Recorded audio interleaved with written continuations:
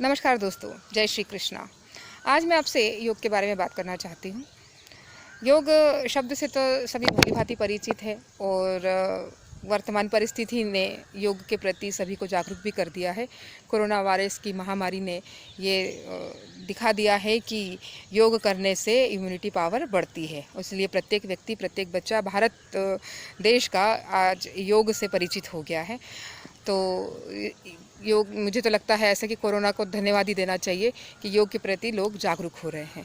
अब हम जो इसका सामान्य सा अर्थ लेते हैं जुड़ना, और इसका आध्यात्मिक अर्थ होता है आत्मा से जुड़ना और आत्मा से जुड़कर परमात्मा की अनुभूति करना। तो हम इतनी बड़ी बड़ी बात में न जाकर हम केवल ये चीज़ देखें कि योग करने से हमारा जीवन कैसे बदलता है और हमें कैसे स्वास्थ्य लाभ मिलता है। क्योंकि ये हम तब तक कुछ नहीं करते हैं जब तक हमें खुद को कोई अनुभूति ना हो या हमें खुद को कुछ मिल ना जाए।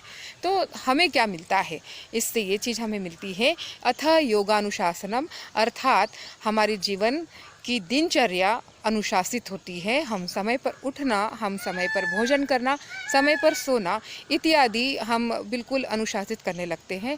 और इसके साथ ही योग कर्मेषु कौशलम, हमारे कार्य करने में कुशलता आने लगती है। हम जो भी कार्य कर रहे हों, चाहे घर में कर रहे हों, ऑफिस में कर रहे हो, किसी भी स्थान पे कोई भी काम कर रहे हो, तो उसमें हमें कुशलता प्राप्त होने लगती है। इससे भी महत्वपूर्ण स्थिति ये है कि मन की स्थिरता। तो शारीरिक स्वास्थ्य के साथ साथ मानसिक स्वास्थ्य और मानसिक स्वास्थ्य के साथ साथ मन की स्थिरता हमें प्राप्त होती है योग करने से। और मन की स्थिरता जब हमें प्राप्त होगी तो आप सोचिए कि कितना आपको सुकून मिलेगा उससे। इसके साथ ही जब हम मानसिक रूप से जब हम स्वस्थ होंगे तो हमारा शरीर जो है पूरी तरीके से स्वस्थ होगा। क्योंकि कोई भी बीमारी यदि आती है तो सबसे पहले हमारे मन में आती है।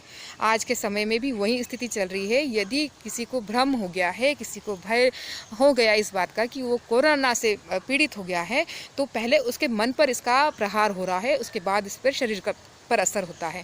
तो यहाँ पर जाके हमें ये पता चलता है कि हम मानसिक रूप से कितना स्वस्थ हैं और कितना अस्वस्थ हैं।